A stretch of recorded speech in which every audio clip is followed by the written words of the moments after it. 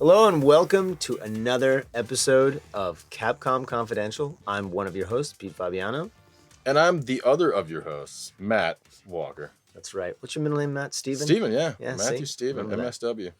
So today our special guest is going to be localization director on your favorite game. That's right, Devil May Cry 5. That's right, Jon LeFlore. LeFleur. Can't really say his name with the panache that he probably can. That's true. But yeah, he'll be coming on the podcast a little later. But before we talk to him, and also a super secret guest that you probably read about in the actual description of this podcast. Super secret. Before that, we're just going to kind of do a little bit of a year in review or just kind of go over our thoughts, just Matt and I here. Sweet, yeah, man. And before that, I'd like to reach out and say, as always, we thank you for listening. And please, please, please give us some feedback. Go to iTunes and give us a rating. If you think we're a 1, give us 1. No, actually, don't give us 1. Please give us a 5. Get out there. Let us hear your voice, so you don't just have to keep listening to ours. Although we appreciate that too. Yeah, we appreciate you take the time to listen to us. Seriously. Yeah. So that's our little message for you at the beginning, and we'll go right into just Matt and me. All right, year in review, 2018. It was a good year, wasn't it? Was a pretty good year. It was a good year for Capcom, man. That's for sure. It was. We took up our new roles. We had some really, really interesting titles that were announced, and we're still working on them. If you can tell, I'm a little bit tired. It's been a long year. It has. Well, it's actually been just a really busy end of the year. Yeah. A busy December. Just closing things out, tying up loose ends, making sure everything's ready for before we close out literally the office for the new year, and working with all our partners all around the world. Thank you to everybody out there. But yeah, just doing all that. And then, of course, in Japan, you have what's known as a Bonenkai, which is the end of year parties. Where's it literally like the forget the year party? That's right, Bonenkai. Yep, forget the year party. Exactly. So yeah, closing out the years like old anxiety, I guess. So we've been going to those and a little slow on the uptake because there, of course, it involves a lot of alcohol and being with people. That's the main point. Right? That's really why we do it. It's just part of the culture here, right? Going out and it's good. In Vino Veritas, people can be very open, frank. It is quite fun, quite nice. It's really good to kind of get out there and talk to the teams. So, what would you say your highlight of the year was, Matt? I think I already know the answer, but I think you already know the answer to that one. Go ahead. Getting to reveal DMC5 at E3 on Microsoft stage was the coolest thing. With Itsuno-san. Obviously, with Itsuno-san. I mean, how often do you get a chance to do something like that, Well, most likely never. Most people never, right? That's why I feel really, really lucky, to have been able to do that and do it with Itsuno-san, who's this legendary Capcom creator, on stage, and to get that reaction, Yeah, being in the audience was great. We were talking about it yesterday, again, during one of those Bonenkai, and Itsuno-san and I were just talking about how, like, we were really hoping that, we had the trailer set up so that you'd see the Capcom logo and hopefully people would be like, oh, what's this? And then you'd see the Devil May Cry logo and everybody would just flip their shit, hopefully. And sure enough, like, that's what happened, And we were just backstage, like, high-fiving each other because it went off, even better than we could have hoped, And just to see the reaction online and everything. And I mean, I know I sound like a broken record at this point, but like just how positive everybody's been. Yeah, no, it's great. It's great interacting with the fan base and how we're really lucky. Yeah, we are. I mean, really lucky. All around, overall, genuine positivity. Yeah. And I think everyone really likes how open we're trying to be. At least that's the feedback I'm getting, right? Yeah, we're trying to have a bridge. It's this great like positivity loop, because we're like excited to be able to share with people like stuff that we haven't been able to before. Right. And then to have them go, oh man, that was really cool. It's direct so cool feedback. Right? Exactly. So we're super lucky that this has gone as well as it has. I don't know. What about you, man? What's been your moment of the year in It's 2019, hard to 2018. pinpoint like a specific moment. Yeah. Because I've been involved in so many different pots. And wait, does that sound right? I don't know. Involved in the pot. Involved in the pot. I've been involved in so many different projects that it's been very, very interesting just all around. And E3, of course, was a highlight. Being part of DMC's announcement, being part of RE2's announcement, just seeing the energy out there. It was our first time, you and I mean, going out there and actually being active to help show the excitement to people who couldn't be there, using our Twitter, for example, using just other avenues that we have available to us through social networking. I mean, it's a really interesting time we live in, right? Where you can have that immediacy, have that immediate kind of feedback. Being at Comic-Con as well was another chance where I got to interact directly with the fan base, and then put things online, talk to people. Really, one thing that stands out is this little kid in the audience when we gave our panel about RE2 at Comic-Con. He comes up afterwards and he's like, "Hey, can I have your nameplate?" Mm-hmm. I'm like, "What? Why did you want my nameplate?" And he's like, "Well, I know you from," and this kid must have been like, I don't know, 7, 8. He's like, "Yeah, from RE7. He played like, RE7 and he was like 7 or 8 years old. Wow, okay. But it was just great because he's like, "Yeah, can you sign it for me?" And people were waiting in line and they're really excited, and they were excited for the title, and people would come in costume. And what I liked about that was not just the interaction, but the fact that we could share that, right? You didn't have to be there. I could take a picture of the audience and then immediately put it up on our Twitter and say, "Here's what's going on." But yeah, just being around people with that much energy, it was great. And what we're doing obviously behind the scenes to actually make that stuff happen. Yeah. A lot of people, we don't really, I don't think, talk too much about that, but now that we've been here in this division for about a year, we can talk a little bit more about the details, but just, the everyday, just putting people together. And I always knew communication was valuable, but it really is so integral. Oh yeah. And communication just sounds like, I'm talking, you're talking, but there's just putting people together via email, vidcons, phone calls, everything. My style is to talk to people directly. I like face-to-face, whether that be through a vidcon or whether that be through in-person discussions, which are, for me, the best. But you can't always do that because we have people worldwide. Yep. But it's so important to make sure that everyone understands what exactly is necessary, what we're after, and messaging that to internal teams, external teams, our audience, all of that. And then, of course, the dev teams, which we're working with, and putting the guys who are really the heroes behind this all. I mean, that's a great segue, too, into how cool it's been for us to be able to talk to fans directly, and that we've had all these different opportunities. You're talking about what you just had with Comic-Con, but like for DMC5, thanks to a bunch of really hardworking people, in PR, marketing, and even at Microsoft, we were able to do a couple pizza parties this year.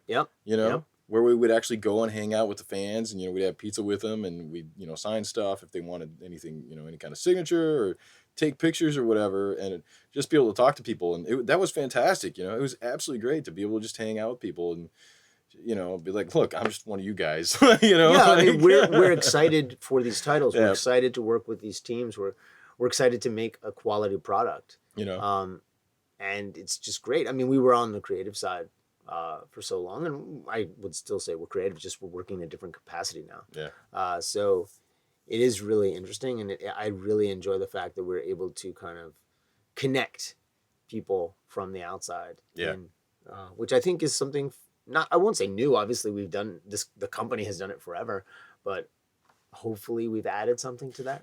Hopefully we've done it on a little more personal level than we've been able to, recently. Right. I mean, I think sure, we've always had like Ono-san. Ono-san's always gone out there, and he's always kind of been like the person that's been out front for Street Fighter and stuff. But also, I mean, there's all these other people. It's not just the producers. No, I want to showcase the devs, right? There's all kinds of devs. So, and that's why we started this podcast. Right. Was so that we could, come out here and go like, "Hey guys, these are the devs. These are these people, and they have these amazing stories." Actually, that's a good point, Matt. We did promise that we're going to bring on the Japanese devs, and we need to do that. We And want that has to happen via video, right? I mean, just and to explain that, right? Like Yeah. our idea being that it's going to be the most natural. You're going to get the best conversation if we're speaking to them in Japanese. In Japanese, yeah. And then to do that, then it makes sense to have that as video so that we can then subtitle, right? Right. Yeah, and I think that's something that we've always got. We've discussed that way before we even started this podcast about how that would make the most sense. And it's the natural step and progression, I think. But it also requires a lot more time, setup, and but we've got some great stories. And even last night, right? Yeah. Just hearing the stories from one of our veteran staff and all the titles he worked on. A Final Fight, for example. Mega Man 4. We found out some other one of the producers had worked on Mega Man 8. Yeah. So just hearing those stories is great, and we need to document them, and we need to do a better job because they're probably never before heard stories, but even they were like, "What, you cared that I made this character in Final Fight, and you remember that He's like, character? You remember? I can't believe you remember all that." And you're like, "Of course," because for us, when we grew up with those games, right? It was like we have that etched in our memory. Like you're talking about, like Andore, how they called him Andor. Andor, right? It looks like Andor in English because they messed up the spelling, and so it should actually be Andre or whatever, and. Like probably worked out for the best. Yeah, exactly. I think we managed to not get sued, probably. But I don't know what you're confirming or not confirming right now. Nothing, absolutely nothing. But that we had that itch in our memory. But for him, it's just he just made that game because that was part of his job. Yep. Yeah, or that port. I guess he worked on the port, right? The Super Nintendo port. Yeah, that's right. And back then everyone wanted to get into arcade because that was where the strength behind the dev or what am I trying to say here? Well, I can't even speak anymore. The specs were way better on motherboards in arcade machines, so that they could do a lot more there, and everyone wanted to get into that. Right. And of course, I think that's where the money was too. So right. Well, especially after Street Fighter 2, right? Street Fighter 2 is successful, and then of course, for a while, anyways, at least for some years at Capcom, there was a thing where people wanted to work in the arcade section, right? But arcade and consumer, the consoles were separate, right? Yeah, and so the guy we were talking to, Kaji-san, he was saying that he started off in console and he always worked in console. And now he's probably happy about that. No kidding. Considering the turn of events with arcade, but it's just it's great, and it's great to hear those stories, and we want to make sure that everyone else can hear them too. Yeah, so I mean that's something we want to work towards. Hopefully in 2019 we'll finally get ourselves set up so we can start doing that. 2019 is gonna be pretty busy, Matt. 2019 is gonna be busy, man. It's gonna start out with RA2. We're gonna continue on with DMC5. Man, it's gonna be busy. Yep. It's gonna be busy. Yep. Planning, traveling, all sorts of stuff. Yep. Like, are you even gonna be here in the coming months? Yeah. I mean, I'll go on a couple trips here. We're gonna go visit Korea early 2019, so that'll be fantastic. We just got back from Taiwan, where we were at this event called Bahamut, and we did a little press dealy, where we talked to some of the press people in Taiwan, and they were really cool. Lots of really nice people. Nice. Food there's amazing, obviously. So we'll start out. We'll do Korea, and then we got some other stuff planned. We're going to be traveling, over the next couple months here. It's going to be pretty busy. Cool. You're also going to be traveling a little bit, so we'll find out more about that. Yep. Doing something. There you go. But I mean, 2018 was just for Capcom. It was amazing. We had started off the year with Monster Hunter World. Yeah, and we were part of that. We were part of that. That was really cool. We worked on that. We worked on that before we came over here, right? Yep. So that was amazing. Was great. I remember getting that hearing about that design when they had first made it, or when they first were planning it. And it was like, okay, this is all the stuff about Monster Hunter that I've always wanted them to change. Yep. But in the way that I thought it would be cool to change it, and they did it. Yep. I think it was fantastic. Props to Tokuda-san and the team. He's the director. Great stuff. I mean, I hope we can keep the momentum going. But yeah, so what do you have planned for the holidays? Anything? No, just when I go on vacation here, just go visit my in-laws, and that'll be about it. not really going to do anything over the break here. I'll probably play a lot of Smash Brothers, I guess. Oh, that's cool. Yeah. How about you? I am, as you already know, but for the audience, traveling back to the U.S. All right. And actually, when everyone listens to this podcast, I should already be there. All right. So it's like I'm going to be traveling through time. Ah, amazing. You could potentially maybe listen to this when you're already in the States. Yeah, Look at yeah. that. Technically, Look at when I that. fly out there, That's right. because of the time difference, I arrive earlier than I leave. That's amazing. I am time You traveling. are Back to the Future. Wait, what? Anyway, I think we've spoken enough. We just wanted to kind of leave a little message for you guys, and say happy holidays. What holidays we have right now? We had Hanukkah. We've got Christmas, of course. Kwanzaa. We've got Kwanzaa. We've got Festivus. Right? Yeah, there you go. For the rest of us. There you go. For the people that watch 90s sitcoms like us. Right. And if there's anything we've missed, we apologize. So we'll just kind of give a blanket statement and say happy holidays. Happy holidays. I like that. Yeah. Works, right? Yeah, that's good. Yeah. All the holidays. Cool. Well, unfortunately, because I'm now in America, you're not going to hear me for the next segment, but we do have Miguel Cordy, who has been on the podcast a number of times now. All right. Head of localization. Coming on to help Matt interview Mr. Jon LeFlore. I can't do it alone. I need someone. I need someone with me. All right, so cue the segue music.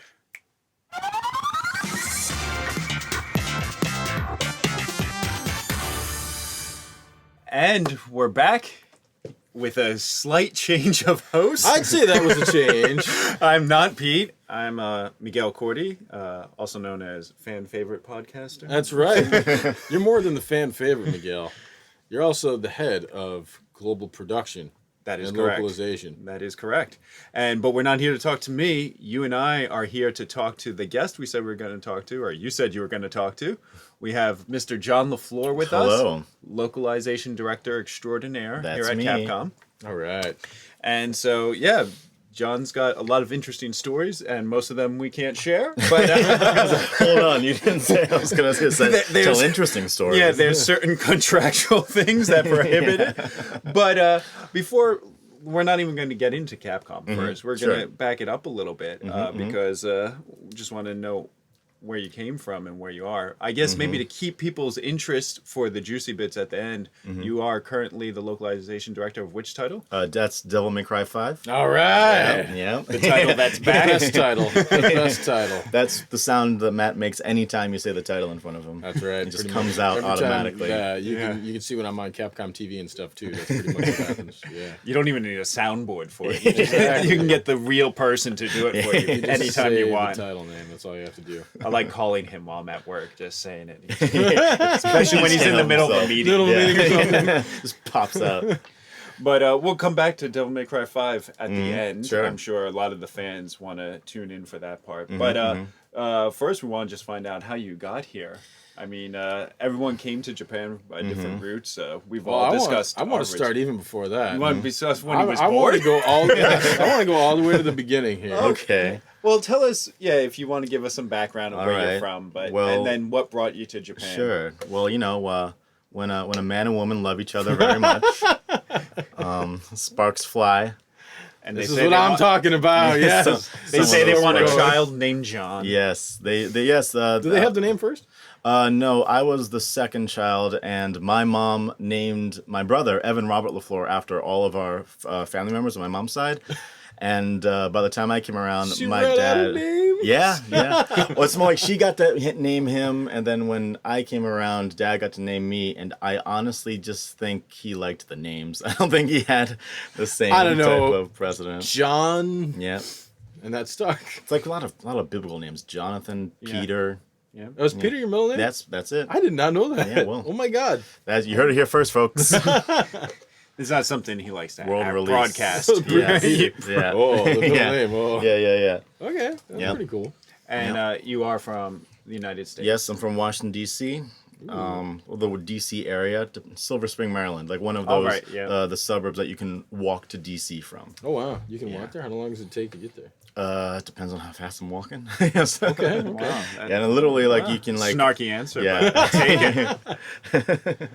I'll take it. yeah. No, it's just like like the suburbs. Like there's certain parts of Maryland and Virginia that are just suburbs of DC, basically, kind of like Osaka Prefecture versus Osaka City. Yep. So a lot of people live out there, and then they go into the city to do whatever they're gonna do. Okay. Yeah, that's what it was Corrupt like. America. Yeah, Pretty much. yeah, then- yeah. pretty That's what I was there for. That's for sure. Yeah, yep. And then, so fast forward through your education. No. We don't need to We're fast not. forward to the We're not going education. through No, that's a kindergarten, lot. elementary That's a lot. school, Yeah. his first crush. But well, Fine. actually, while we start there, maybe just quickly, Hmm. do you remember the first video game you played? Ooh, that's a good question. Okay. I am going to say it was either one of those Tiger handhelds. Right? Like I did have a Tiger handheld of Mega Man 2, actually. All right. I did Wow. have one of those. That's not just PR. Literally, that just popped into my brain. That one only has one boss. In Yeah, it, Snake right? Man. Yeah, It right. was Snake Man. Really? And even though it was Mega Man 2, it's Snake Man? Because it. Maybe it was because it was I think it was just labeled Mega Man. I Okay. think the 2 might be my own fashioning. Okay. But it was That just makes the sense. one boss. Okay. Yeah, I don't know which one it was from, but it definitely wasn't the Snake Man. Although was it Mega Man? I always thought it was 2. It was 3?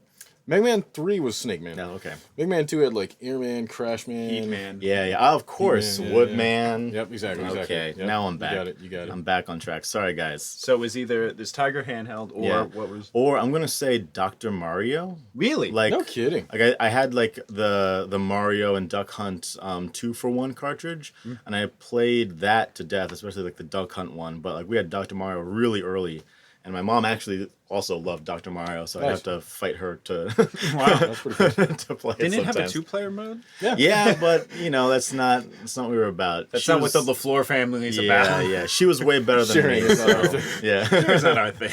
and not What for year- Dr. Mario. What year were you born? 84. Oh, okay. Yeah. A couple years younger than me, Mm. but older than my brother. Mm. Okay. Yeah, it was Wait, around that Which era. is relevant to nobody.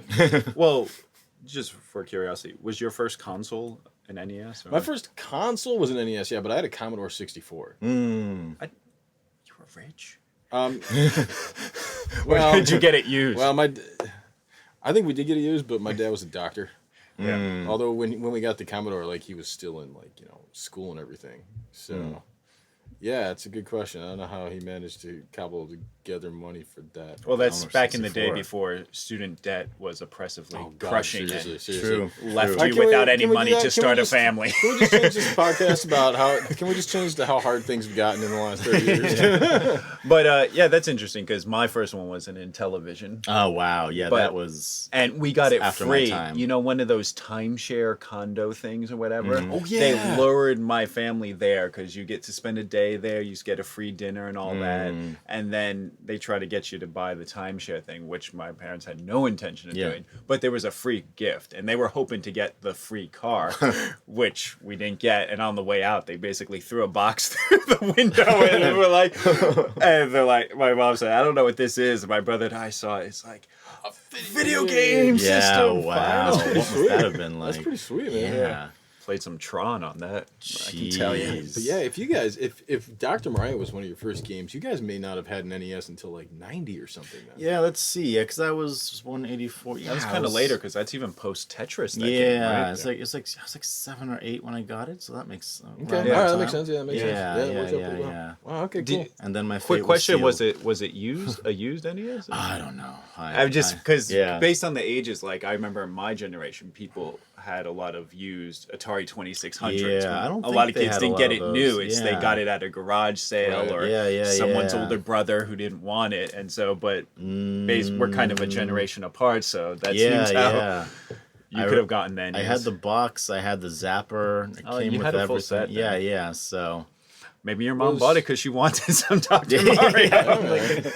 But so I mean, was that like the thing you were interested in then? Was it video games or was your main hobby or like interest something else actually? Actually, I was more of an artist growing Okay, up. cool. Yeah, that kind of got beat out of me. No kidding. As I ended up going to a humanities school, a great school, but it was more humanities and English. And now I'm told these days they have a really good art program. Okay. But back in the day, it was the people who were there were very passionate, but it was a lot less supported. Okay, interesting. Yeah. Plus, it's like it's as much as it's encouraged as a hobby, it's not necessarily something that the family wanted to encourage. Okay. As a mainstream a career. Okay. So it's always relegated to like back burner when you have time to do fun stuff. So they took starving artists literally, and they were like, Yeah. Look, our son's not going to be making a living on this. Yeah. Did you were you did you draw? Did you paint? Like Yeah, I was a draw. I was more like pencil, like marker stuff. Sonic the Hedgehog. So nice. I loved to draw Sonic the Hedgehog all the time. As soon as I got my Sega Genesis, okay, just fell in love with all the bright aesthetic and the music and everything. So I was constantly just drawing Sonic. That's really cool, man. All Do you the still time. draw Sonic at all? No, I think the last time I drew Sonic the Hedgehog was probably in high school. Oh, damn. All right, Yeah, a little Dreamcast era. while ago. Nice. Yeah. All right. This Sonic guy, Adventure. this guy in Sonic, I tell you, like anytime I'm bad mouthing Sonic, Yeah.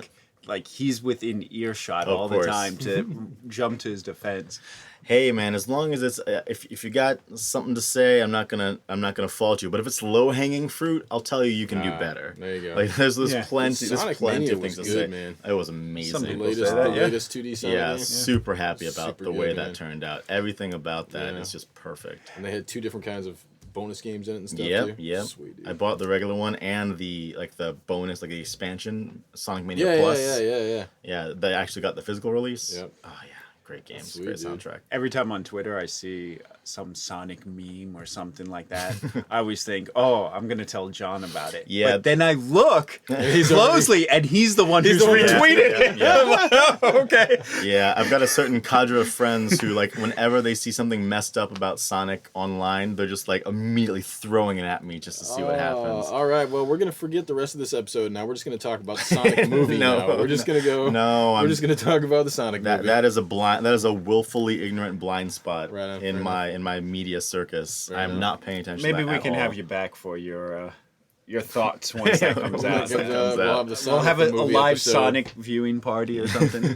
That could be good. That could be Yeah. good. But okay, so I guess the question that a lot of people ask you, Yeah. since you live in Japan, Sure. what brought you here? Was it to get involved with the games, or just the games connection helped build that interest in Japan, or was everything just unrelated, or a confluence? Yeah, well, I mean, like, I always loved games, but I actually didn't really think of games like a Japanese thing until Okay. way later in my life. It's kind of like, you'd see something like Dragon Ball or Sailor Moon dubbed on TV, and you'd be like, whoa, this cartoon's weird. But, like, you're not, as a kid, you have no concept of why it's weird or why the mouths, yeah. the voices aren't matching up to the mouths. You just enjoy it. Yeah, And it wasn't until I actually had a Japanese history class, of all things. I'm going to say I was in 8th grade, Mr. Lazinski. Shout out to Mr. Lazinski. Hey. We know he's listening. He writes in all the time. Yeah, it was like I didn't really like history, but he made it really interesting. And he started from mythology through, like early history. And it was so different. I don't know if it was him or the way that he said it, but like I was really engaged. And like once we got closer to modern times, like I started to see overlap and stuff. Like my mom always liked Akira Kurosawa movies. Okay. She was into like Isamu Noguchi. Like it's like she's like she had what's the dude? Of course I'm blanking on this recording. The guy who did the wave painting. Come on. Oh, Hokusai. Thank you. Yeah, I call it. So like I grew up surrounded by that stuff. And like she like in was interested in lots of different cultures, but because of that type of intellectual curiosity, I just kind of had it through osmosis. And so it's kind of like the same way that when you learn any language, like you get once you learn a little bit, like kind of opens your eyes. You get to see more how like a deeper version of something that like you had experienced before. That could be movies, music, anything. So of course, I mean, games were in there, but I wasn't actually interested in translating games until college when I studied abroad in Kyoto. Nice. Cool. Yeah, What school? Doshi University. Oh, right. Yeah, and that was the first time. The first time I actually started thinking about translation was actually thanks to Ace Attorney. All right. Oh, Yeah. And Objection. yes, exactly. And No, not objection. yeah, no, it was like this is 100% fact. Just it was the first time that I looked at I could read and understand the source material enough to realize how much how many decisions they'd made, not just straight translation, but like culturalization, Yep. and that fascinated me. And it hadn't even occurred to me that people do that, and so that got me more and more involved. Like I'd only studied Latin before this. I hadn't interacted in like another living language before. That's so hardcore. Okay. yeah, it was fun. It was fun. I love mythology, so That's really cool. Yeah. Damn. Man, you're a multicultural guy, man. I Talking mean- about, I don't know if that's the proper phrase there, but I mean, the art and the Latin, yeah. It was a lot of that stuff was Maybe fun. multifaceted. whatever that There one. you go. I'll take that. That's why you're the loc guy. You're the word guy. You make the word good. Yeah. So after graduating, you decided to come back to Japan? Yeah, like I was gonna do math and just enjoy Japanese, but I decided to major in it just because I found I really liked translation. I wanted to pursue it, and the only real way to do that 100% is to really like jump into it. So I wanted to come back here and immerse myself in Japanese culture and like kind of figure out in what way I want to be involved in translation, perhaps interpretation. I didn't know. Yeah, so I actually came over here on the JET program. Okay. All right. Yeah, for 2 years down in Izumi Sano. Shout out to everyone listening, Izumi Sano. Hey, Mr. Luzinski. Yeah, we got the mayor and Izumi Sano writes to us every week. Yeah, exactly. Yeah. That's where we get all of our. Izumi Sano is down by Kansai Airport here in Osaka. It's famous for textiles and water eggplant. Man, If you get a chance, go down.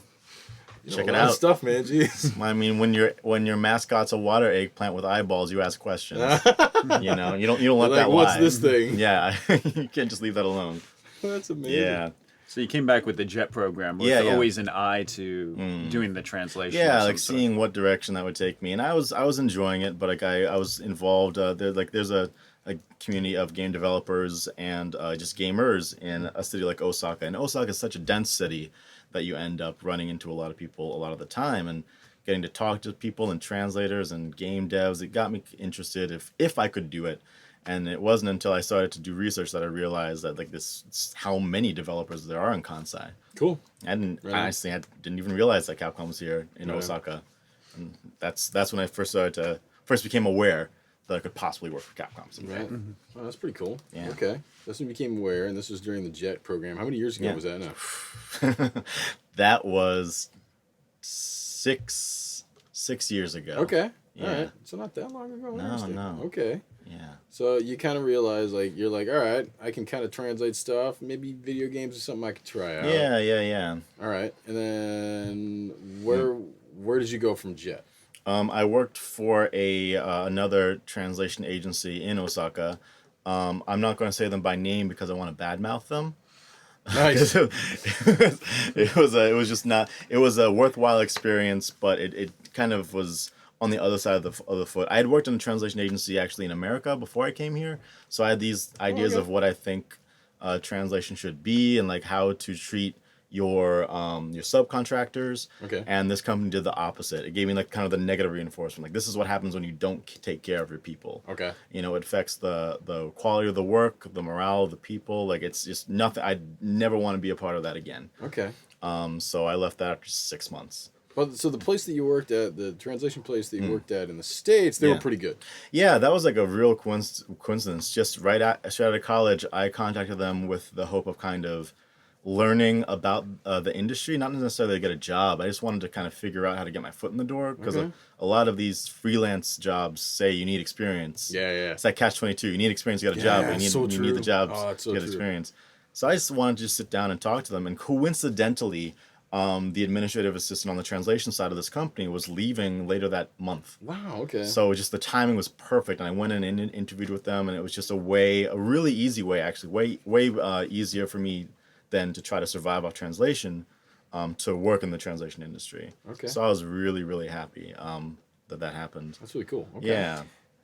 I guess now we should talk about your time, your well-known time, when you became somewhat the face of a game company in Japan. Was that what yeah. happened after the translation company? Well, sometime after that, Okay. Yeah. it's formed a Capcom connection, kind of. Yeah, Yeah. actually. You might, speaking of Mega Man, Yeah. might be familiar with Inafune.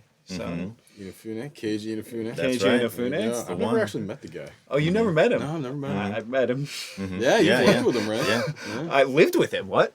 You've worked with I him. worked with him. You lived with him, Miguel. Lived with him in my heart, but not. It's like perfect strangers in Japan. Yeah. Miguel and Inafune. Yeah. Your cousin Balky. So I think I know about your meeting with Inafune-san. Real quick, I'll tell you.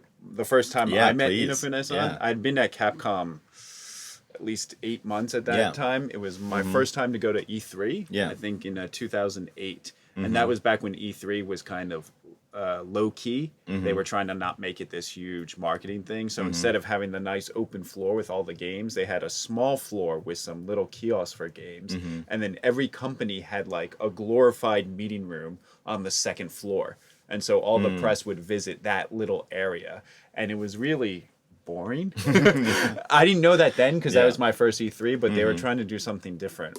And we were promoting Mega Man 9 there. Okay.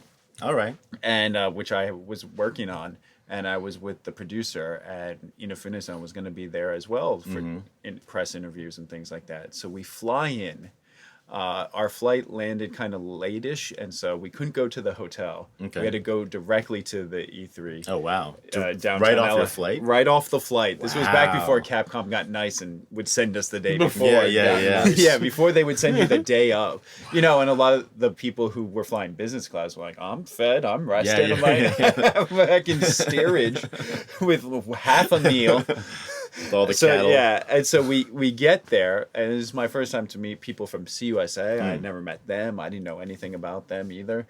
And get there, and I'm like, I knew I was going to be interpreting interviews and things like that, but I thought they were going to be more sit down. I was going to be have a notepad and Sure. things like that because I wasn't accustomed to doing that either. And they said, okay, your first interview is with Inafune-san. I'm like, great, I've never met him. Yeah. I know people would always come back. Oh, I was just in the elevator with Inafune-san. Yeah. I'm like, really? Like he was this kind Right. of celebrity within Capcom. It's pretty high up. Yeah. And so they're like, okay, you got to do an interview with them. So I'm totally nervous. And then it turned out the press we were meeting, they say, oh, we didn't tell you. Yeah, this isn't a print interview. This is a video interview. Wow. And because I was there with Inafune-san and the producer, Takeshita-san, Yep.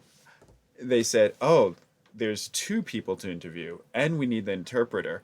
Okay, we're not going to do anything. Here's the mic.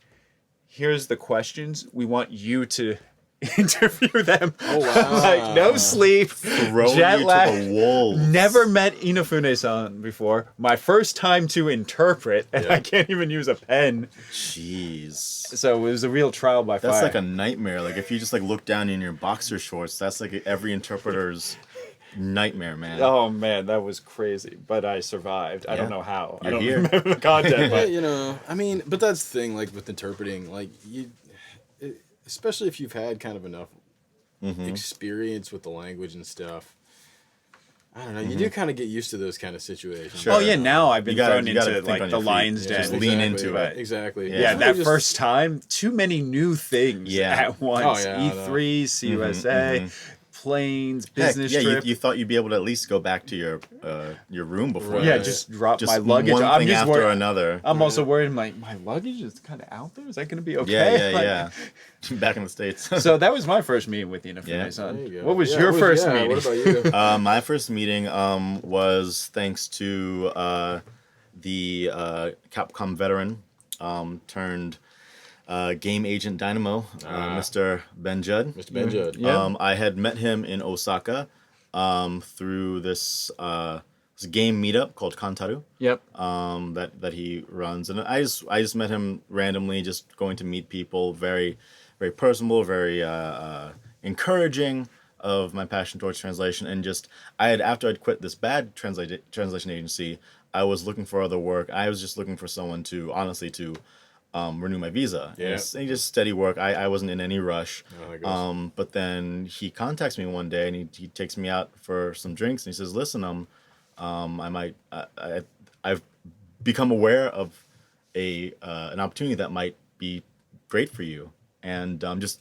he had been tapped by Inafune-san to look for uh, someone in my position. I was going to be an assistant producer, and they didn't need experience, but they needed X, Y, and Z, and I was I'm very grateful to say that Ben thought of me. Yep. When Just that to came up. clarify, this was after Inafune-san had left That's- Capcom and yes. struck out on his own. Yes, so. yes, fair enough. Yes, this was at his new company, Concept Inc. Yeah. And so from there, I got an interview, and I was there for 2 years and some change, Yeah. or just a little less than 2 years. Yeah, Man, it was about 2 years. Okay. yeah. So what did you do there as an assistant producer? Not a lot of producing actually, because a few months after I joined was the start of the Mighty Number 9 Kickstarter, Okay. and that became the majority, 95% of my focus. So kind of managing the Kickstarter? One of many people involved in managing the many parts of the Kickstarter. Okay. Mine was more administrative, just trying to wrangle 70,000 backer emails and inquiries and stretch goal rewards, and it's just for a company of less than 35 people. Yeah. 70,000 names to take care of Yeah. is no picnic. Oh yeah. Yeah. Oh, yeah, that's a lot of work. That, Yeah. That's one of those things that people would, especially back then when Mm-hmm. Kickstarter was kind of a new Yeah. idea. It was Sure. just, oh, you can manage the Kickstarter on the side in addition to doing everything Exactly. else. And then Sure. everyone finds out, oh no, running the Kickstarter is a full-time job Yeah, in and it's- of itself. Oh, Yeah. It happens. Yeah, you become every single person involved, because it's always for the most part, Kickstarters are always small teams, so everyone's wearing multiple hats. Yeah. And you don't realize that until you're in the middle of it. Of course, yeah. So that was the majority of what I did was that I did contribute some things to the English translation side, but a lot of it was things like admin, interpretation, translation, based mainly around the Kickstarter. I mean, Yeah. also, I mean, like, I know you're saying, like, oh, I wasn't much, I didn't do much, like, production, like, I wasn't much of a producer, but, like, Sure. man, every company, every industry has, like, kind of a different take on what a producer is supposed Yes. to do, It's Fair like enough.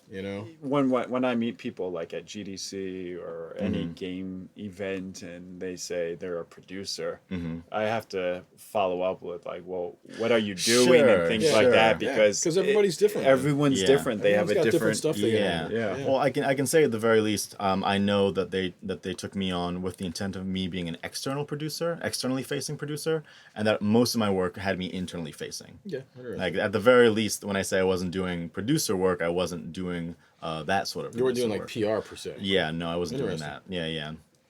Okay. Yeah. Okay. It was quite a ride.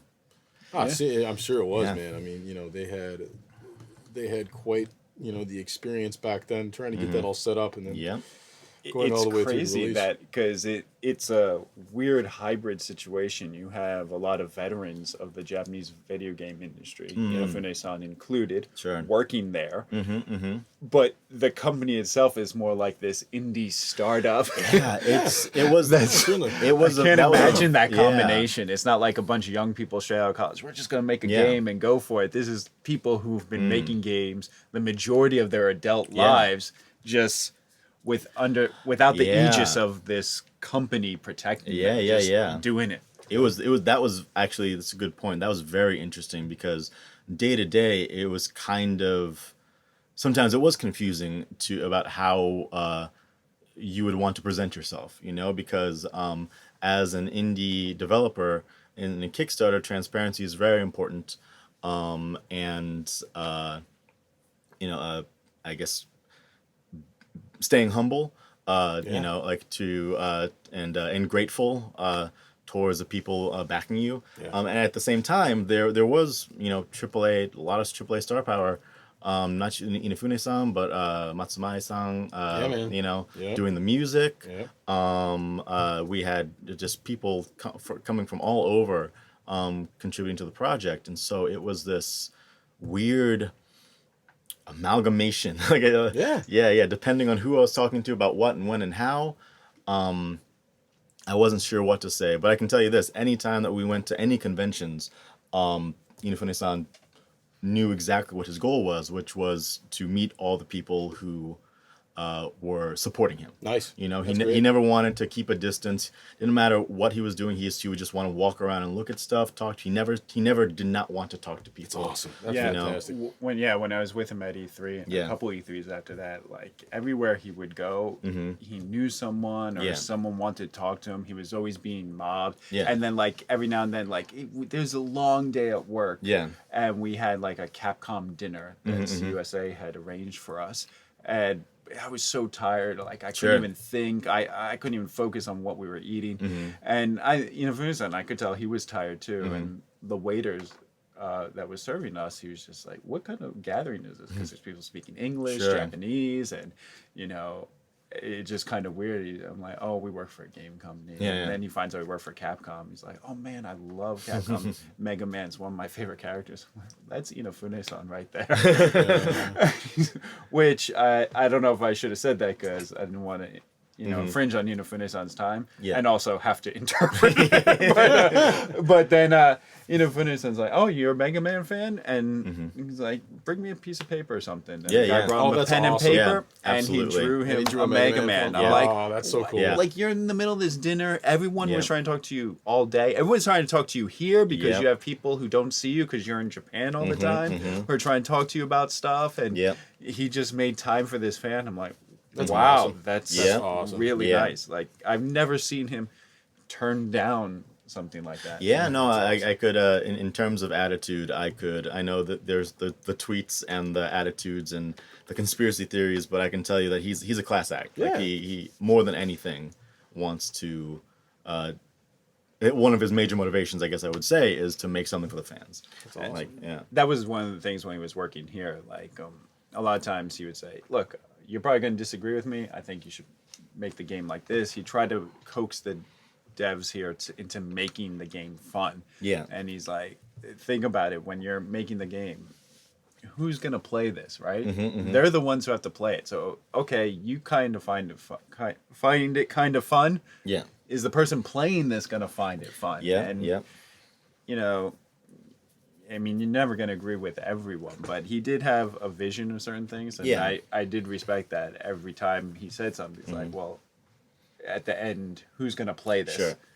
So that was constantly on his mind. So. That's really cool. That's really cool. Yeah, and when you talk about speaking, that's another thing. He's probably the easiest person I've ever interpreted for. Nice. Yeah, he's very. He knows exactly what he wants to say and the order he wants to say it, and I don't know if that's experience or just his personality. But man, I loved interpreting for him. That's good, man. Because a lot of people, well, just naturally, you use filler because you're trying to connect thoughts and it's hard. You're speaking extemporaneously, and but he actually had everything ordered. I'm like, oh wow, I can follow that, and that wasn't a filler sentence. That was crucial, but it's easy to follow. So yeah, loved working with him. That's fantastic, man. And then, then we had a fortuitous meeting. I mean, you met Inafune-san, but that's not the same as meeting me. Yeah. With a gin tonic in my hand right. at a party in Tokyo. It was in Tokyo. No kidding. Where you guys over in first met? Roppongi. Oh man. Okay. The 8-4. Yeah. I was at the party. A4 party. Yep, Okay. him and For Pete. Tokyo. Okay. Yeah. Just before Tokyo Game Show kicks Sure. off. What year was that? What year was that? 2014? That sounds 15? right. Yeah, when did I start? That sounds about right. Yeah. 20. Yeah, we had actually met before. That's true. Yeah. This was the first time we'd ever met face to face. I'd actually applied. Should I say how many times I had to apply? Well, I had applied more than once before to Capcom, and unfortunately it hadn't worked out. But I had some good correspondence with Miguel and some other people before. I think, the last time you applied, you got through a good portion of our application process, but then for whatever reason we weren't able to continue because we had budgetary concerns or we weren't able to hire more people at that time, and I felt, we're letting this one go, but we can't hire anyone right now. Right, So that was it. And I was hoping that, well, I hope this guy lands on his feet or something. And then I find out you're working for Inafune-san. Okay. I'm like, okay, well, there you go. You find out about that at the party then? Was it at the party there? I must have found out beforehand. No, I think I found out beforehand. Yeah, and then yeah. we were talking about it at the party. Yeah. And yeah, just reconnecting. And that's when you told me, yeah, I was hired to do this, but I was doing some of this. And I'm just like, oh, what are you thinking long term? And just like putting some feelers out there. Sure. And then I said, well, if you've got a lot of experience now, it'd be easy for you to sail through our application process more now than a few years prior. So I think, and then I forget how long after that we opened up applications again, and then yours came through, and I think we just skipped to like that was funny. It was kind of like I came to the interview. It's like, hey John, how's it going? Like, we just it's like nice suit. I'm like, thanks, That's amazing. Yeah, like we're friends at this point. So yeah. It was like, at that point it was kind of there were some basic questions and about goals and interests and where I wanted to go. You guys had already realized, like, having interviewed him before, that, like, look, this guy's a solid employee. Oh yeah, He'd be good. Before I just mildly regret I wasn't able to finish the application process to really get to know him and see if he's a suitable candidate. But in the back of my mind, he always was a suitable candidate, at least to pursue for the entirety of the process. Cool. All right. And then it was just fortuitous that I ran into you at this show, and I'm like, well, I mean, because what you were doing was so outward facing, I couldn't not know what you were doing. Yeah, absolutely. So like your resume was open to the world at that point because of what you were doing at Concept. So I just knew from the industry being the industry what you were doing and the qualifications you had, and which was good because the position you were originally applying for was just translator. Yeah, that's right. Okay. The localization director position did not exist when I first applied. Okay. Yeah. And then after we started having loc directors, we were looking for more than just people who could translate. We needed people who had management skills and organization skills, things like that. And well, you had those. Yeah, I mean, it was real. That was when I heard about the position. It was very attractive, because of I don't know how much you've talked about the loc director position here, but just the ability not just to translate, but to influence the text, even like on a how can I put this? Not just take what you're given, go through it and send it back. Like, you can give feedback, you can give input, you can technically shape and change the game, depending on how much you want to get involved on the dev side of things. That was really fascinating to me because I'd never heard of a position like that before. Nice. Yeah, you guys I think have done a really good job of kind of updating the needs of what loc means, Yeah. I think I said the first time I was on here, if someone tells me they're in localization, I don't know what that means because every company treats it differently. So different. And our company definitely treats it differently because we're definitely integrated with the dev team. teams. It's quite rare. Yeah. So Mm-hmm. you joined Capcom. Yeah, That's a spoiler. He got the job. Oh my god! I know people were waiting with bated breath for that one. What's going to happen to Jon LeFlore? Will he get the job? I have to wait till next year at this point. Yeah, you got the job. So skipping all of the formalities. Sure. So what was the first title? Not that I don't know. For the people listening. It was actually the first title, the first series that got me thinking about translation in the first place. It was Ace Attorney. Nice. Oh, wow. Ace Attorney. Ace Attorney 6. Okay. Yep. 6. Spirit of Justice. That's the one with the chick with the yellow, right? That's not. Athena? She started in 5. Oh, that was 5. She started in 5. That was Dual Destinies. I don't know anything and about it's okay. This is my job. This is my job. Yeah. Sweet. It's okay that I don't know. I'm glad this isn't Jeopardy because you would have been out. I mean, to be fair, I messed up the Mega Mans before, so those in glass houses. Yeah. Yeah. But yeah, so Ace 26, that was the first one, and I was super thrilled to be on it. It was the text was so interesting to work with. It was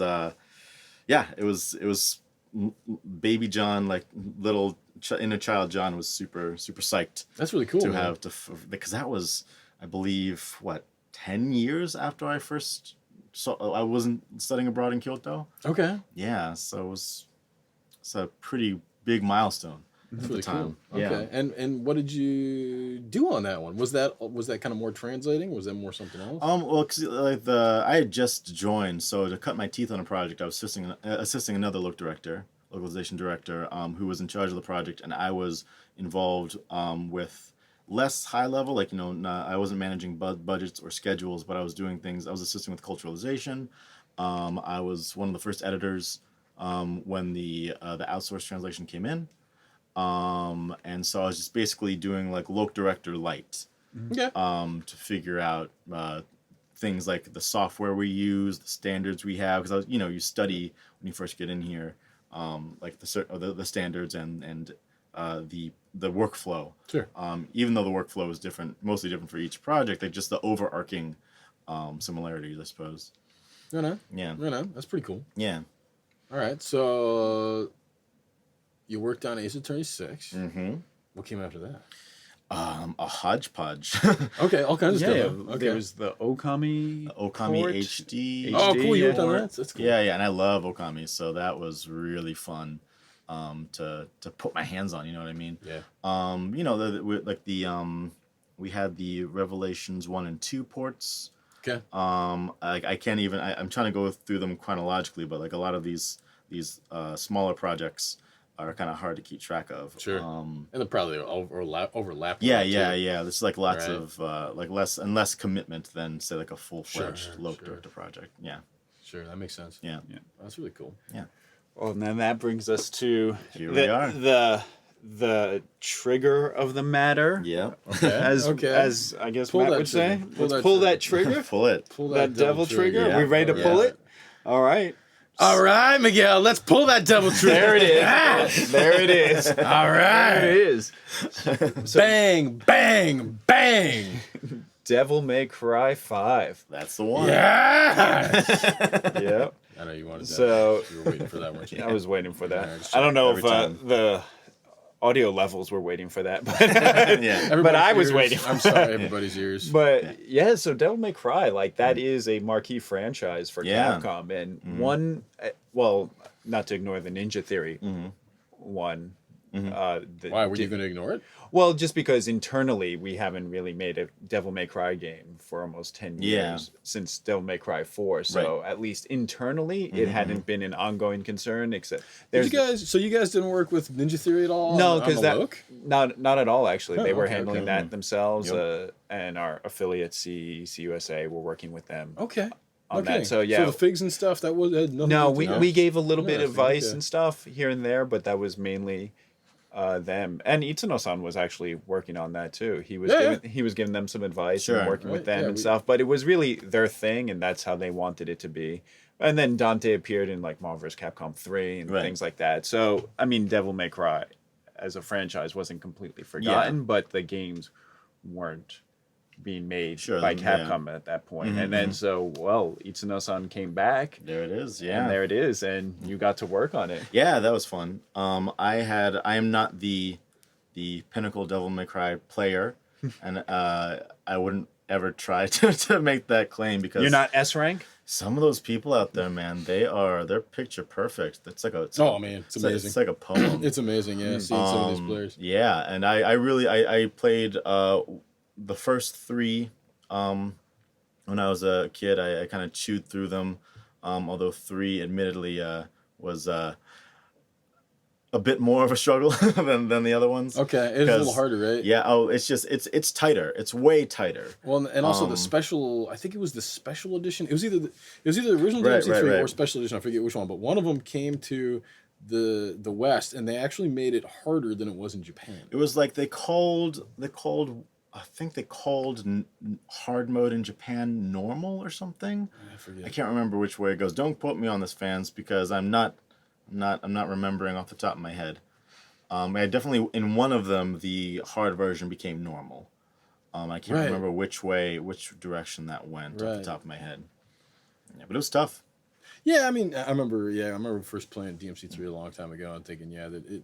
But I also had a problem with, honestly, when I played the first couple of Devil May Cry games, I was used to I was used to playing action games where like you would get more reward if you played in a way that like wasn't optimal. Yeah. So like playing through DMC1, for instance, like it took me a long time because like I almost never used the devil trigger. Yeah. Right. Because I was thinking like, oh, maybe if I don't use it, like I'll get more rewards or something. And like, so yeah, it took me a while too. Like that was the kind of the early days, in my memory, of like ranking systems versus like score points. To demonstrate. I mean, points were a thing, but like as soon as the S rank came into my brain, it changed like, all right, things. I gotta it changed the game. I was always like, hey, haha, I got it. And then I saw there was S's, and I was like, oh no.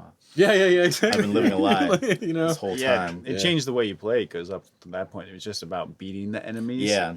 It was just, just a beatdown of whatever characters on screen, make them disappear as fast as possible. Don't lose all your lives. But then DMC changed it to, no, you got to beat the enemies, but make them disappear stylishly. Yeah, exactly. Exactly. And it's like, but that was cool because it encouraged you to explore the, I guess, I don't know, fighting system or the action system. Yeah, the actions, the gameplay skills, in there. Whereas before, you're just trying to get through the game. Yeah. Right. Now Where this wants you to experience it. Yeah. Like, I also feel like Devil May Cry 1 was a bit, I mean, I don't feel, I mean, it's a matter of course. It was looser. Like, you could get away with, what's the word I'm looking for? Laming it out. Like spamming the same move over and over again. Sure. That worked a lot more in the first game than in 3. Oh, okay. And so I was being punished for my corner cutting. I see. Yeah. So, and then like 3 went to 4, and then like the same level of focus. I mean, of course, the battle system has always been the main focus of the DMC series, but it just gets more and more refined, and like the enemies and the locales become more and more focused on making you just suck everything you can out of the battle system to make things like perfect. So how does the action in 5 hold up to you? It's fantastic. Yeah, You can put the knife down, Matt. Let him answer on his own without the threats. That was a good answer. I'll put this down for now. Yeah, it's just because like I've had my hands on this for ages, and it's a very weird thing to be on the local and on the dev side, because you get to see things tighten and tighten and tighten, and things that even you thought, oh, this is pretty good, they make it even better. In a way that you weren't thinking of, or they add weapons, or they rebalance things, or they change animations, even like just little things to make everything just feel so much better. Yeah. And I've really enjoyed playing through the game from start to finish. Multiple times. Multiple times. Multiple times. Yeah. That's just such a cock tease. Jesus. Yeah. I mean, hey. Are you allowed man. to say that? I have no what's idea. your explicit I have rating no on idea. iTunes? I think we mark this as explicit. Okay. Anytime you're on, it's explicit. Yeah. So. That's exactly. But what do you think? Personally, having worked on it, Sure. I know you're closer to it, and it's hard to you lose a bit of objectivity. Sure. In that regards. But what do you think fans will really appreciate about this game once they get to see it? Oh man, that's actually a really hard question. I'll take a second to think about that, but it's a hard question because I feel like when you do Loke, like it's well, I guess when you do anything, like it's your job to find the mistakes. Yeah. So the most salient things that you remember are the problems. Yeah, that's the problem. And I can tell you that it is a solid, tight experience. But if you ask me to do, I'll be like, oh man, a few months ago, when I saw some eagle-eyed Twitter users saw there was a typo in the text in one of the demos. Oh yeah, I forgot about that. Yeah, that was one of those things. I was just like, oh, they saw it. Oh no, I broke the seal. It's out there. Mistake is out there. Of course, we fixed it, but like those are the things. There you go. Yep, you heard it here first. Fixed. Yep. New Typo news. fixed. Yep. That's pretty big. Do we need permission from the higher ups to put out that kind of information, Matt, or can particular we one- get that particular your sign off one's on that? okay. I'll take You can- responsibility for that. One's okay. I think. Yeah, it's hard when you're involved with dev because you remember all the problems. It's making games is all about problem solving, and all the stuff that gets cut or that you can't do just for time or budgetary regions or just the course of making the game. And by the time you get near to when the game comes out, a lot of people are actually pretty down on the game. Yeah. The people Oh, yeah. making it. Sure. And Because it's it's been funny your because life that's for- at the very point the promotions start ramping up. And so Yeah. all the fans are really psyched. Like, Yeah. oh, I can't wait. Sure. Like, fans are like chomping at the bit for Yeah. like DMC5, Sure. RE2. And I'm just thinking, are you really? Because, oh no. Because there's this thing that like I don't know, and this thing. Yeah, but but it's, we're you know, too close to it at this Right. point. We've been Yeah. working on so long, you can't see it without seeing, everything that went into Yeah, it. yeah, And no yeah. one's going to know that, oh, we cut out the left side of this room. Right. And that left side of the room doesn't exist. They're just going to be like, oh, I went into this room. There's some cool there was enemies to destroy. Right, exactly. And I had fun in that. Sure, they right. won't know that there was a left side to the room. Yeah. And Right. but I can never forget that. Yeah, yeah, yeah, Oh, exactly. that's so true. But like, what? So, as the Loke director on that, like, how was that different for you than the other projects you had worked on before? Let's see. I'd say since this was my first major foray into like being the Loke director, like the head of it, like just being cognizant of every single aspect of like what experience they were trying to give to the player, like not just the text, but like the backgrounds, the cutscenes, the delivery of visual information, not just like the text, but how they convey I don't know, the health bar, just the UI, like things that like all go into this whole package. And then like because if you don't look at it like that, you can't see when something's a little bit out of sync. Yep. And like so you kind of got to look at it from a much more macro level than I was used to looking at.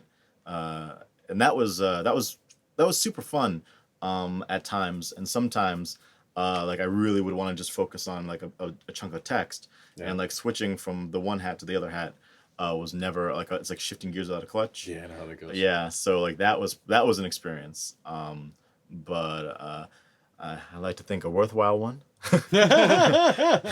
You fans, let us know. Well, I mean, Down the road. also, I mean, Devil May Cry is actually a little unique for some compared to some of our other titles too, because, like, yeah, you were the Loke director on this side, but most of like the dialogue and stuff was actually something that Itsuno-san had kind of picked with some other people. Yeah. Before starting Loke on the project, Yes. right? And so, like, also one of the things that people don't realize is, like, so the dialogue and all that actually starts out, the original in Devil May Cry especially is English, right? It's not Japanese.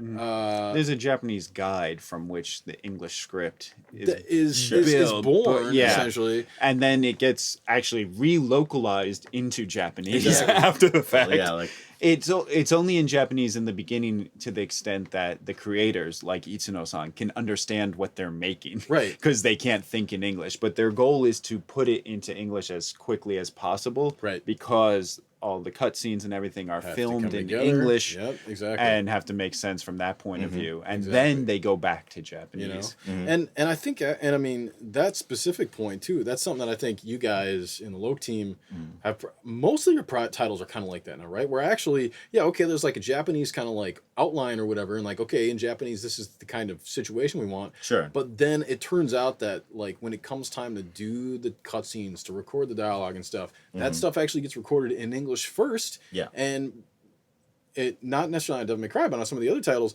the Loke director is working with the team to go, okay, look, this English is going to make sense here. This English is going to make sense here, and that English gets made before the Japanese, right? Right, and that does drive. It's interesting because it will drive even the art direction. For example, like cutscenes, facial, like the facial expressions. You know, like those. So those decisions have a wave effect over the entire feel of the game. Yep.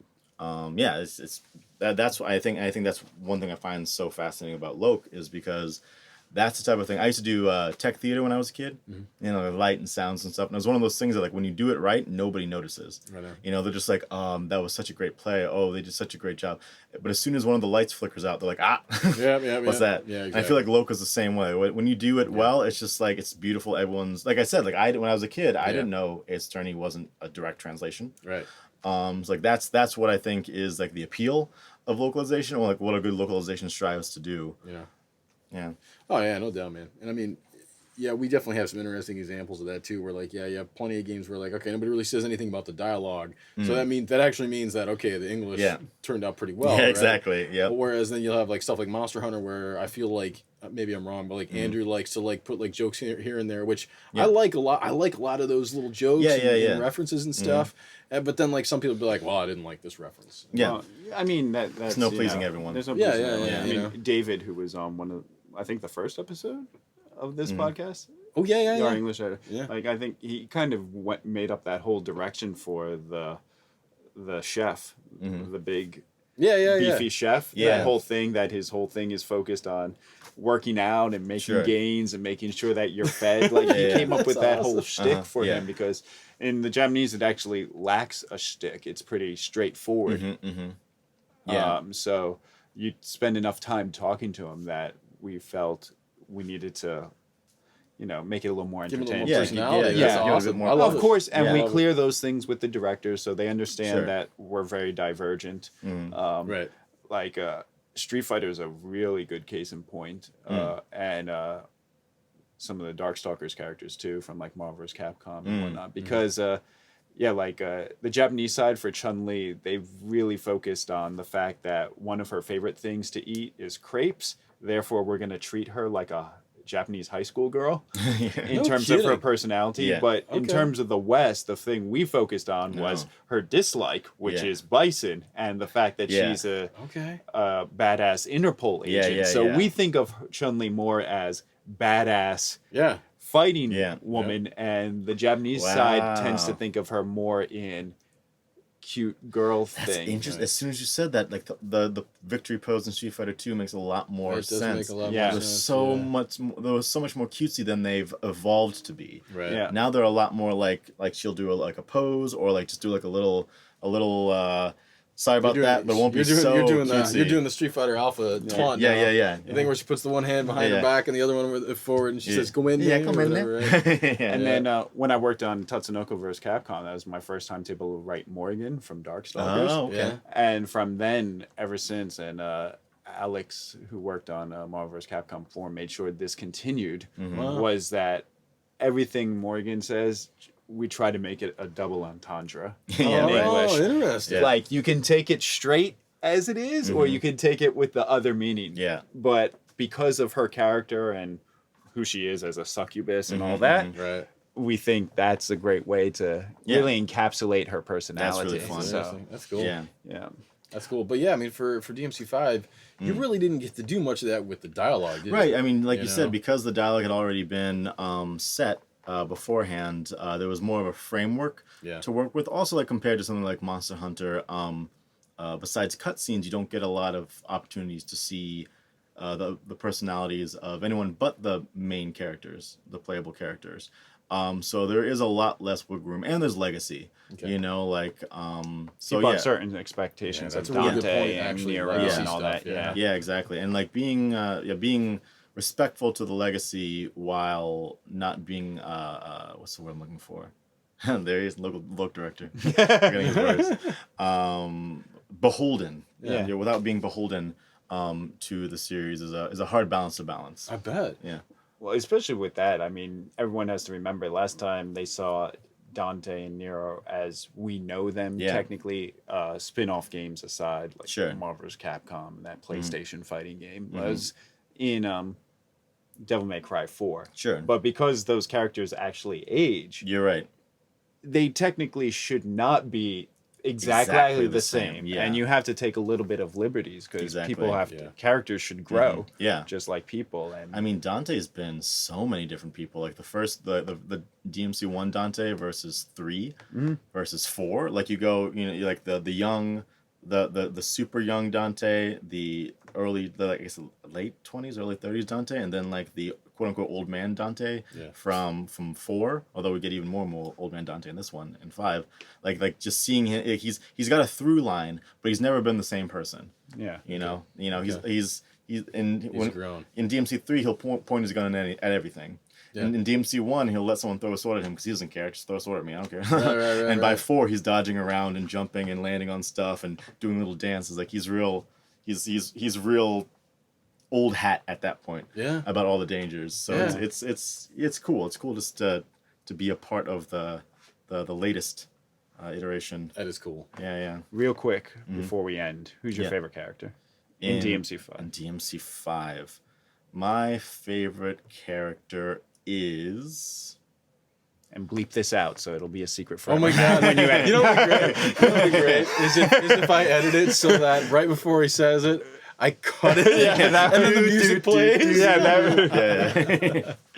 That's such a hard question because I mean, like again, like it's It's like choosing a favorite child. yeah, you get used to it, and I feel like I'm gonna have to say, Okay, who would you go for a beer with?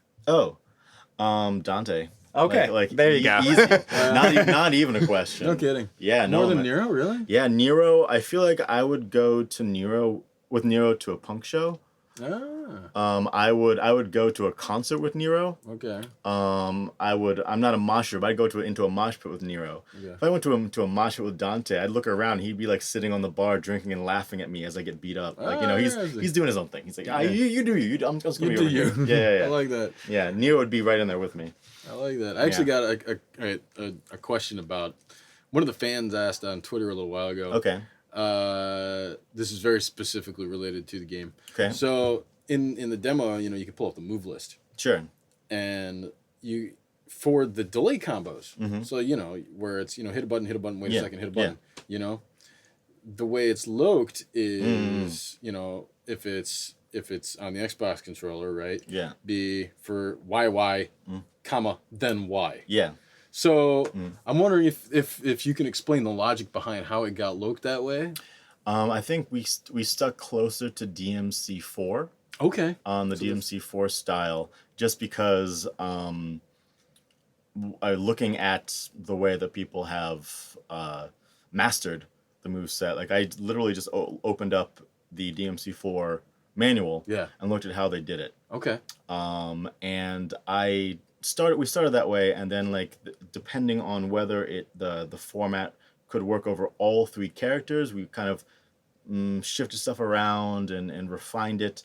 But also it's the type of thing that like I think is the veterans of the series would be pretty familiar with. Okay.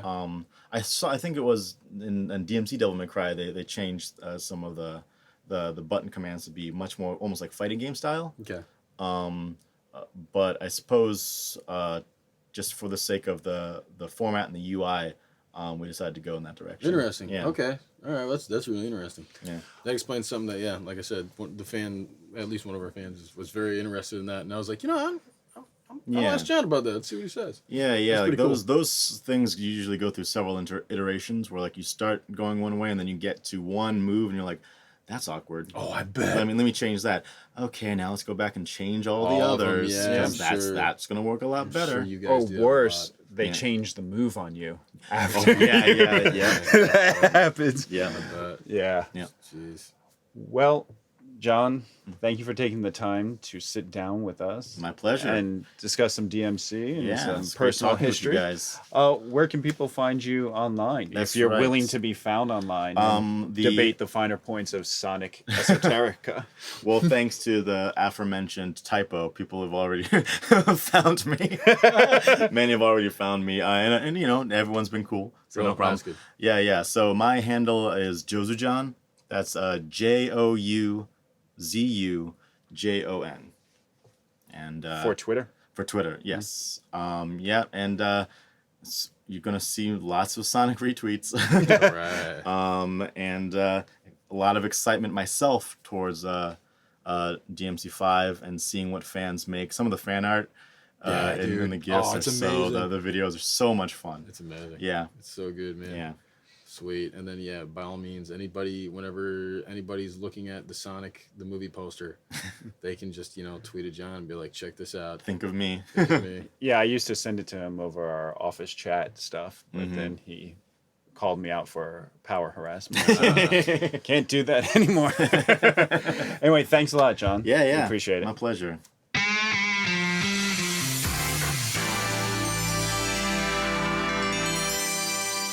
All right, Matt. Well, that was fun talking to John. That was fun. Yeah, he's gone now. He disappeared. He disappeared quickly, just like Pete did. Like this. That's right. I'm afraid which one of us is going to disappear now. I bet it's gonna be you. I bet I'm gonna be the last man standing. Yeah. It's Where not do they necessarily a go? good Where thing. do they go into the void when they just The void? They just disappear. You know, into we the have a mode ether? called the Void in Devil May Cry 5. Oh, which is back, I hear. That's right.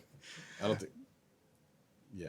Yeah. Okay. Anyway, so yeah, thank you everyone for listening. So Pete will thank you, but he's not here because he's flying home, spend That's right. time with his family. This episode, it will be by the time you're hearing this, will be available on Christmas Eve. So if you're looking to escape some relatives or Christmas cheer, or have had too much eggnog, you can go. just put this on and Or if Or you pl- want to torture yourself while you're drinking that eggnog. this Because is you the just, you just really hate yourself, and you're like, you know what? I'm just gonna do the whole Christmas experience: the eggnog, the fruitcake, the sweaters, and the Capcom Confidential. Yeah, Yeah. that's what people want for Christmas. You know exactly. That's Actually, all. they probably want Devil May Cry, but That's true. that comes out when it comes out. That's true. March 8th, March 8th. 2019. There you go. There you go. It's not that much longer. I mean, who has time during winter holidays anyway? To play video games and stuff. Yeah. Oh man, At least I don't anymore. we could start going on a real tangent there about getting like games and stuff, for Christmas or whatever. Like, oh, I get to play this. And they're like, no, I have to go visit family now. Yeah. I can't play this. But you Yeah. have a podcast to listen to. Exactly. You go to visit the family. Exactly. So, this will be the last Capcom Confidential for this year. That's right. And then 2018. we'll come back in 2018. Right Well, in the new I know year. you'll be back. If you have me back, is up to you. And I guess the votes, are we voting on best podcast host? No, Are we? Is that I something don't we're know. We should set up a vote on Set up Twitter a so vote. to see Who's who best podcast host? Miguel, Matt, Pete, other. other yeah to see who people want to actually come back next year. Yeah. All right. Well, we'll have a lot more news and information as well next year because of all the releases and a lot to talk about. Once the games are out, RE2 and DMC5 especially, we can open the floodgates Oh, there on a you lot go. of stuff because give people a couple weeks to play so that way we don't get any spoilers in there for the stories and whatnot. But then after that, then we can be more frank. Maybe we can do a Q&A about them. That would be cool to be able to do something like that. Yeah. Well, Yeah. and as Pete and I talk about, actually, I think at the beginning of this podcast too, but like to be able to finally get something set up where we're able to start interviewing the Japanese devs and, all these people that have been in Capcom for years and years and years, for 20 years or whatever, 30 years. There are people that have been here for 30 years that like we talk to all the time. And it's like, we want to be able to interview those people, but we have the language thing. So if we can start getting video out there and start talking to them in Japanese and subtitling it, that'd be fantastic. Yeah, that would be great because they have a lot of interesting things to say. It's They just really do. that language barrier is You know? it's hard to overcome in an audio podcast. Yeah, if you can do video, that would definitely be the way to go. Yeah.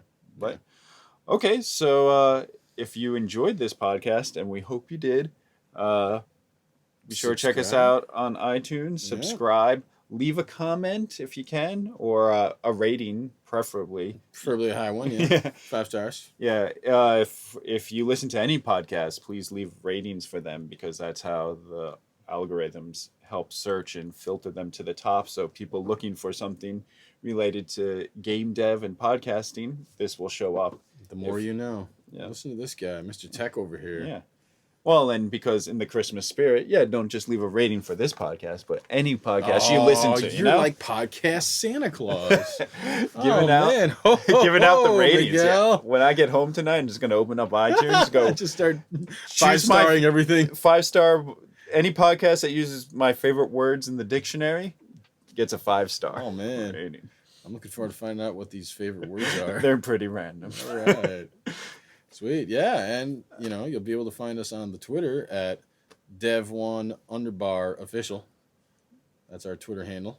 And what's your personal Twitter handle? Personal Twitter is Gypsy Otoko, GUIPSYOTOKO. Yeah. Are you going to tell us what yours is? Yeah, you can find me at Miguel E. Corti. Oh, man. And all of Miguel E. Cordy's musings about Akita and all kinds of other amazing stuff. I haven't been very active lately because I've been too busy with work to have any thoughts on there, but you do have a lot of random thoughts. I do have a lot of random thoughts.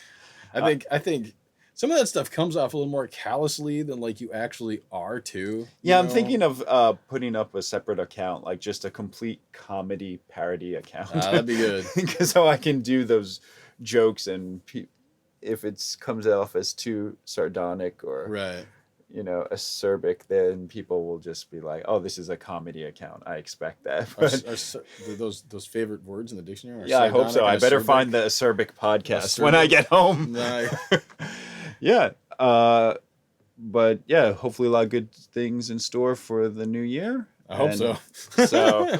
So yeah, and I hope to be more active. I'm reading a new manga series that I hope to put a review of. On your Twitter account? On my Twitter account. Oh my god. All right. Because I've been dipping back into manga recently to fun. see if there's anything good out there. There you go. All of Miguel's sardonic, acerbic musings. Manga that is probably not available in English. Oh, fancy. There you go. Oh, man. Trying to keep the edge. So everyone, thank you for listening. Please have a safe holiday season.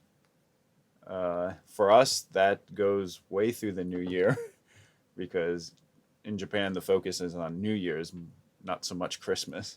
I kind of hate it because all the companies we work with are kind of off from last week or this week, but Capcom has ramped up the internal stuff because Christmas is not really a holiday, so they don't care about next week. It's all about the New Year's for them. New Year's, right. So. That's when everybody in Japan takes off. Yep, exactly. So, well, Merry Christmas to you, Matt. Merry Christmas to you, Miguel. And, yeah. Or Happy Holidays. Happy holidays. Well, because there's so many that we have to celebrate. That's right. We have the Emperor's birthday as well this weekend. So, well, happy birthday to the Emperor. Yeah.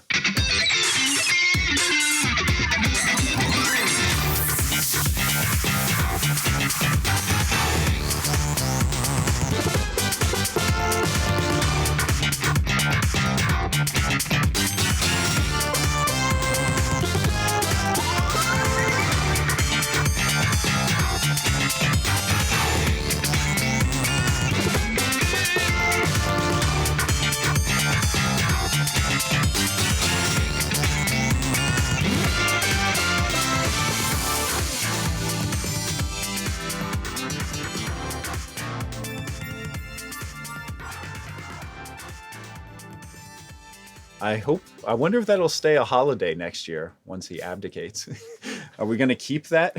I'll tell you what we're not going to keep is that comment. Okay. There you go. Sorry. I'll let you cut that. So happy holiday. No, this is good. No, actually, with the I hope I'm going to end it at the I hope the Emperor has a happy birthday, and then this part here we'll make this the stinger at the end. Okay. All right. Good. Okay, then that's it.